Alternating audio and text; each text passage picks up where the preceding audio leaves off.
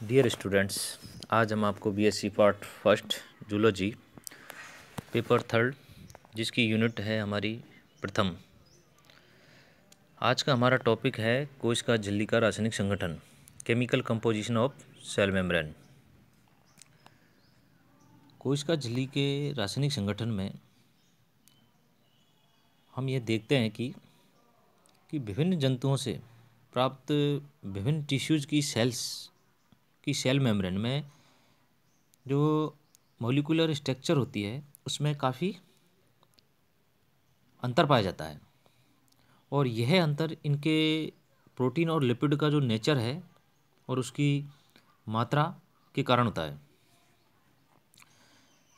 यह भिन्नता विभिन्न सेल्स के द्वारा की जाने वाली अनेक क्रियाओं, जैसे कि उन सेल्स के द्वारा पदार्थों का अभिगमन, कोशिका के अभिज्ञान रिकॉग्नाइजेशन, प्रतिरक्षी प्रतिक्रियाएं और सेलुलर मूवमेंट आदि को संपन्न करने के लिए ये सब रेस्पॉन्सिबल होती है। कोशिका कला में लिपिड, प्रोटीन्स एवं कुछ मात्रा में शर्करा भी पाई जाती है। सामान्यतः जीवद्रव्य कला में लिपिड 28 से 79%, 79% के आसपास होता है। प्रोटीन्स 18 से 70% के आसपास, ओलिगोसैकेराइड्स 1 से 5% के आसपास, एवं जल जो कि कुल भार का 20% पाया जाता है। यहाँ पर कुछ मेम्ब्रेन्स का रासायनिक संगठन दर्शाया गया है, जिसमें माइलिन, प्लाज्मा कलाओं में लाल रक्ताणु, लीवर सेल्स, मसल सेल्स की मेम्ब्रेन्स, अंत माइटोकॉन्ड्रियल मेम्ब्रेन, वाई माइटोकॉन्ड्रियल मेम्ब्रेन, हरित लवक कलाएँ, और इनकी प्रोटीन्स की मात्रा, लिपिड की मात्रा और कार्बोहाइड्रेट शर्कराओं की मात्रा दर्शाई गई है। हम सबसे पहले पढ़ते हैं लिपिड्स। प्लाज्मा कला में 28 से 79% लिपिड्स होते हैं, और इनमें मुख्यतः फास्फोलिपिड्स, कोलेस्ट्रॉल एवं गैलेक्टोलिपिड्स होते हैं। आंतरिक कलाओं में प्रमुखतः फास्फोलिपिड्स ही पाया जाता है। कोलेस्ट्रॉल एक स्टीरॉयड होता है जो कि यूकैरियोट्स में पाया जाता है, किंतु यह प्रोकैरियोट्स में नहीं पाया जाता। लाल रक्ताणु, लीवर सेल्स तथा माइलिन युक्त कोशिकाओं के प्लाज्मा कलाओं में कोलेस्ट्रॉल प्रचुर मात्रा में पाया जाता है। आरबीसी से प्राप्त कोशिका कला कोष्ठ कहलाती है। इन पर किए गए स्टडी से ज्ञात होता है कि लिपिड्स अणु दो स्तरों में व्यवस्थित होते हैं। फास्फोलिपिड्स जो कि कुल लिपिड्स का प्रमुख भाग बनाती है, वह संवेदी प्रकृति के होते हैं, और ये अणु लंबे असममिताकार व बाइपोलर होते हैं। इन दोनों स्तरों के लिपिड्स में अणुओं का स्थानांतरण नहीं पाया जाता। इन स्तरों में प्रोटीन्स ही ऐसे अणु होते हैं जो एक स्तर से दूसरे स्तर में आते जाते रहते हैं। इन लिपिड्स व प्रोटीन अणुओं द्वारा ये स्तर शीघ्रता के साथ जल स्तर पर बनाए जाते हैं। प्रत्येक फास्फोलिपिड अणु के दो भाग होते हैं, शीर्ष भाग एवं पुच्छ भाग। इनके अणुओं के एक सिरे पर विद्युत आवेश उपस्थित होते हैं, अतः यह हाइड्रोफिलिक प्रकृति का होता है। शीर्ष भाग यह गोलाकार जलरागी ध्रुवीय सिरा होता है जो कोलाइन फास्फेट से बना होता है। टेल यह भाग हाइड्रोफोबिक अध्रुवीय प्रकृति का होता है जो बशीय अम्लों के दो अणुओं से बने होते हैं। ये अपने COOH सिरे द्वारा ग्लिसरॉल से जुड़े रहते हैं। ग्लिसरॉल शीर्ष भाग के फॉस्फेट से जुड़ा रहता है। यहाँ पर डायग्राम के माध्यम से द्विस्तर में लिपिड अणुओं का डायग्राम दर्शाया गया है, जिसमें ऊपर हाइड्रोफिलिक पोलर एंड, नीचे हाइड्रोफोबिक नॉन पोलर एंड दर्शाया गया है। इस द्विस्तर में लिपिड मुख्यतः दो प्रकार के होते हैं, उदासीन फास्फोलिपिड्स एवं कोलेस्ट्रॉल, अम्लीय फास्फोलिपिड्स। उदासीन फास्फोलिपिड्स एवं कोलेस्ट्रॉल सेल मेम्ब्रेन में उपस्थित फास्फोलिपिड्स प्रमुखतः mainly phosphatidyl choline, phosphatidyl ethanolamine, lecithin, cerebrosides, sphingomyelin type के उपस्थित होते हैं। उदासीन पीएच पर इन पर कोई विद्युत आवेश नहीं पाया जाता। ये द्विस्तरीय लिपिड स्तर में कोलेस्ट्रॉल के साथ अत्यधिक निकट व्यवस्थित होते हैं। अम्लीय फास्फोलिपिड्स, एसिडिक फास्फोलिपिड्स, कोशिका झिल्ली में उपस्थित कुल फास्फोलिपिड्स का 5 से 20% भाग अम्लीय फास्फोलिपिड्स का होता है। इन फास्फोलिपिड्स के शीर्ष भाग पर ऋण विद्युत आवेश पाया जाता है। ये प्रोटीन्स के साथ उपस्थित होते हैं। इनमें फास्फोटिडाइल इनोसिटोल, फास्फोटाइल सेरिन और फास्फोटिडाइल ग्लिसरॉल आदि सामान्य रूप से पाए जाते हैं। प्राणी टिश्यूज में कोलेस्ट्रॉल एक निश्चित मात्रा में पाया जाता है, जबकि हायर प्लांट्स की सेल मेम्ब्रेन में इनकी अल्प मात्रा पाई जाती है।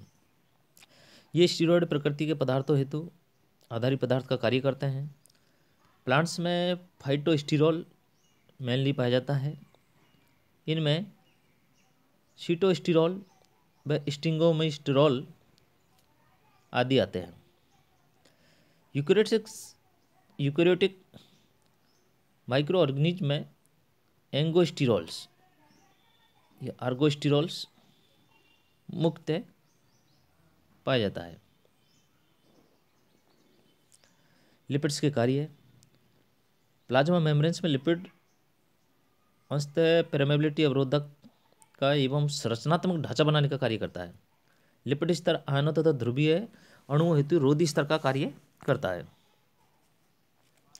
यहाँ पर कोशिका कला में फास्फोलिपिड एवं कोलेस्ट्रॉल अणु का डायग्राम दिखाया गया है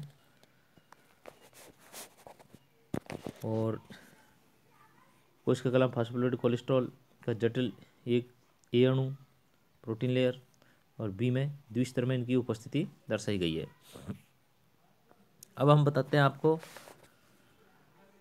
प्रोटीन्स के बारे में। प्लाज्मा कला में उपस्थित प्रोटीन्स कला के प्रमुख घटकों में आता है। तंत्रिकाएं एक्सॉन्स की माइलिन को चालक होती है। यूकेरियोट्स की उन कलाओं में जो मुक्त परमेबिलिटी अवरोधक का कार्य करती है। 50% प्रोटीन में 50% लिपिड उपस्थित होती है। उन कलाओं में जो ऊर्जा स्थानांतरण से सक्रिय तौर पर संबंधित होती है, जैसे कि माइटोकॉन्ड्रिया, हरित लवक एवं प्रोकैरियोट्स की कलाएं जो वायवीय श्वसन करती है, में प्रोटीन 75% तक होती है। ये कला जो यांत्रिक सम्मेलन प्रदान करने के अलावा वाहक या कैरियर का कार्य भी करती है। प्रोटीन्स की एंजाइम, एंटीजेंस व रिसेप्टर मॉलिक्यूल्स के रूप में भी पाए जाते हैं।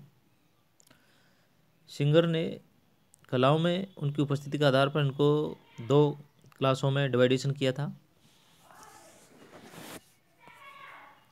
नंबर 1 परिधीय प्रोटीन, जिसे कि हम वाई प्रोटीन कहते हैं, एक्सट्रिंसिक प्रोटीन कहते हैं।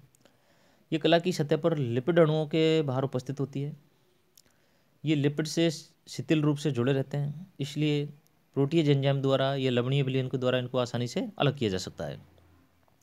ये कुल प्रोटीन का 20 से 30% भाग बनाती है। ये जल में घुलनशील होती है। ये सामान्यतः लिपिड में मुक्त होते हैं। परिधीय प्रोटीन सतही कलाओं में विद्युत स्थितिक एवं हाइड्रोजन बंध की अन्योन क्रिया द्वारा जुड़े रहते हैं। प्लाज्मा मेम्ब्रेन्स की लिपिड स्तर के ये बाहर व भीतर परत बनाए हुए व्यवस्थित होते हैं।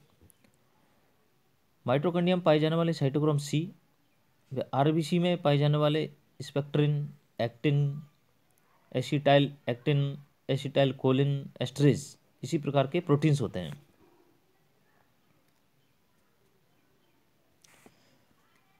अब इसमें जो दूसरे प्रकार की जो प्रोटीन होती है सिंगर के अनुसार मेम्ब्रेन में, वो होती है समाकलन प्रोटीन, जिसे आंतरिक प्रोटीन कहते हैं, इंट्रिंसिक प्रोटीन कहते हैं। ये प्रोटीन्स लिपिड के आंतरिक स्तर में धसे रहते हैं और ये कुल प्रोटीन का 70% से अधिक भाग बनाते हैं। आरबीसी की मेम्ब्रेन में 75 एंगस्ट्रॉम व्यास के ग्लोबुलर प्रोटीन बहुत अधिक मात्रा में पाए जाते हैं। इसी प्रकार मसल सेल्स की सार्कोप्लाज्मिक जो जालक है में भी ये अत्यधिक मात्रा में पाए जाते हैं। ये लिपिड स्तरों में पूर्णतः या अंशतः धसे रहते हैं। ये ग्लाइकोप्रोटीन्स या फास्फोलिपिड्स से अटैच रहते हैं। इनके ध्रुवीय सिरे कला की सतह से बाहर निकले रहते हैं तथा ये अध्रुवीय सिरे कला की सतह में धंसे रहते हैं। ये सामान्य रूप से जल में अविलय होते हैं, अतः सरलता से झिल्ली से विलग नहीं किए जा सकते। इन्हें झिल्ली से अलग करने के लिए डिटर्जेंट्स या कार्बनिक घोलकों का उपयोग में लाया जाता है। इस प्रकार के प्रोटीन्स के एग्जाम्पल्स में हम माइटोकॉन्ड्रिया की कला में पाए जाने वाले साइटोक्रोम ऑक्सीडेजेस, रेटिना की शलाका रोड सेल्स की कलाओं में पाए जाने वाले रोडोप्सिन इनके प्रमुख उदाहरणों में से आते हैं। ग्लाइकोफोरिन भी एक महत्वपूर्ण समाकलन इंटीग्रल प्रोटीन होती है। ग्लाइकोफोरिन ये प्रोटीन ओलिगोसैकेराइड से जुड़कर ग्लाइकोप्रोटीन्स या फास्फोलिपिड से जुड़कर लाइपोप्रोटीन्स बनाते हैं। ग्लाइकोप्रोटीन का 60% भाग शर्करा द्वारा निर्मित होता है। कार्य के आधार पर प्लाज्मा झिल्ली में पाए जाने वाले प्रोटीन्स को हम 3 भागों में डिवाइडेशन कर सकते हैं। नंबर 1 स्ट्रक्चरल प्रोटीन, ये कोशिका कला के कंकाल का निर्माण करते हैं और कोशिका झिल्ली को प्रत्यास्थता व यांत्रिक संबलन प्रदान करते हैं। नंबर 2 किण्वक प्रोटीन, ये उत्प्रेरक रूप में उपयोग में लाए जाते हैं। किण्वक प्रोटीन ये प्लाज्मा झिल्ली में लगभग 30 प्रकार के प्रोटीन्स पाए जाते हैं।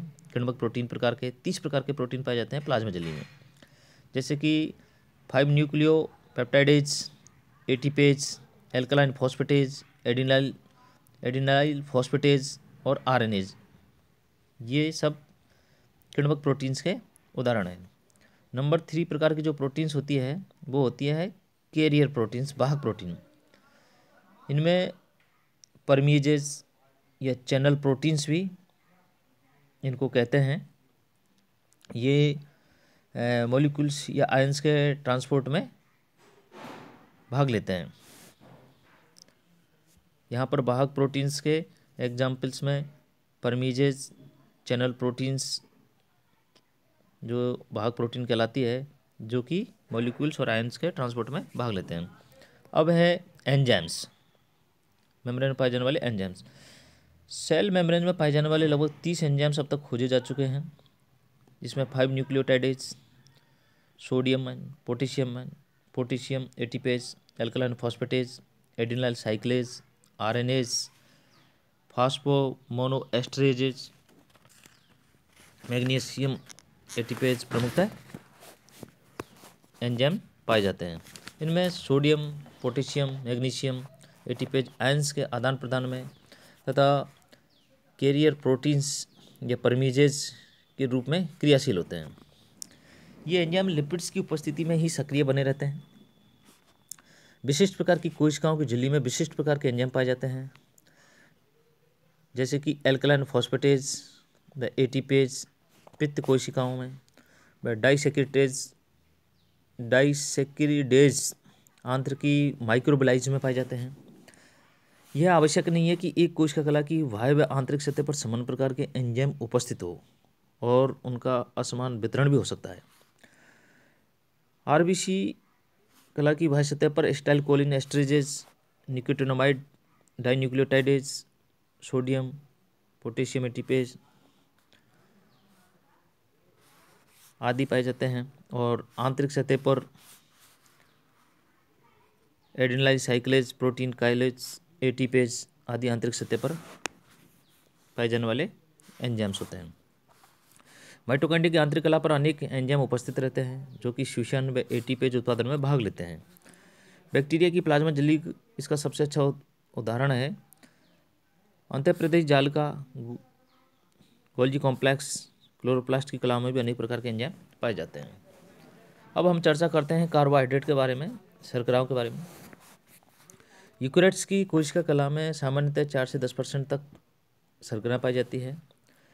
लीवर कोशिकाओं एवं आरबीसी की कोशिका कला में ये लगभग 5% तक होती है। लीवर सेल्स की कला में सिएलिक अम्ल ग्लाइकोलिपिड्स या गैंग्लियोसाइट्स बनाता है। तंत्रिका एक्सोन्स की प्लाज्मा कला पर गैंग्लियोसाइट्स पाया जाता है, जो कि आयन के स्थानांतरण की क्रिया में भाग लेता है। मैमल्स की कोशिकाओं की प्लाज्मा कला की बाह्य सतह पर ही केवल ग्लाइकोलिपिड्स व ग्लाइकोप्रोटीन्स पाए जाते हैं। इनमें हेक्सोजैमिन, फ्यूकोज, सिएलिक एसिड्स प्रमुख रूप से पाई जाने वाली शर्कराएं होती हैं। शर्करा मुख्यतः प्रोटीन से अटैच रहती है एवं ग्लाइकोप्रोटीन्स या ग्लाइकोलिपिड्स के रूप में पाई जाती है, और इनका जो डिस्ट्रीब्यूशन होता है वो सेल मेम्ब्रेन्स के दोनों साइडों में अनइक्वल या असमान प्रकार का हो सकता है। ग्लाइकोप्रोटीन ये ट्रांसमेम्ब्रेन प्रोटीन होती है जो कि हार्मोन्स व एंटीजेंस के साथ अटैच होते हैं। इनका शर्करा सिरा ओलिगोसैकेराइड समूह का बना होता है। प्रत्येक ग्लाइकोप्रोटीन में 3 पृथक क्षेत्र पाए जाते हैं। नंबर 1 जलरागी एन सिरा, यह 90 से 100 एमिनो अम्ल युक्त होता है जो झिल्ली के बाहर स्थित रहता है, वह शर्करा से जुड़ा रहता है। जलरागी एन सिरा। जलविरागी सिरा, यह प्लाज्मा मेम्ब्रेन्स में उपस्थित रहता है। जलरागी सी सिरा, इस सिरे पर आवेश युक्त एमिनो अम्ल उपस्थित होते हैं और यह झिल्ली से भीतर की ओर निकला रहता है। जलरागी सी सिरा जो कि झिल्ली से भीतर की ओर निकला रहता है। अब हम बात करते हैं ग्लाइकोलिपिड के बारे में। ये उदासीन या एम्फीपैथिक प्रकार के होते हैं। इनका शीर्ष भाग शर्करा युक्त होता है। यह सिरा ग्लिसरॉल से ग्लाइकोसाइड बॉन्ड द्वारा जुड़ा रहता है। सिएलिक एसिड्स अपशिष्ट कार्बोक्सिलिक व फॉस्फेट समूह के बाह्य सतह पर उपस्थित होने के कारण ही सेल मेम्ब्रेन पर बाह्य ऋणावेश पाया जाता है। इसलिए धनावेशित प्रोटीन कोशिका झिल्ली में विद्युत स्थितिक अन्योन क्रिया इलेक्ट्रोस्टैटिक इंटरेक्शन करते हुए बंधित में उपस्थित रहते हैं। अब बताते हैं आपको लवणस के बारे में, साल्ट्स के बारे में। ये भी कुछ मात्रा में सेल मेम्ब्रेन में पाए जाते हैं और वाटर यह मेम्ब्रेन्स के प्रमुख घटक के रूप में पाया जाता है। लवण इसमें धुली अवस्था में हो सकते हैं और कोशिका सेल मेम्ब्रेन में जल व लवण भी एक आवश्यक घटकों के रूप में प्रेजेंट होते हैं। अब हम आपको नेक्स्ट वीडियो में जीव द्रव्य कला के कार्य के बारे में चर्चा करेंगे।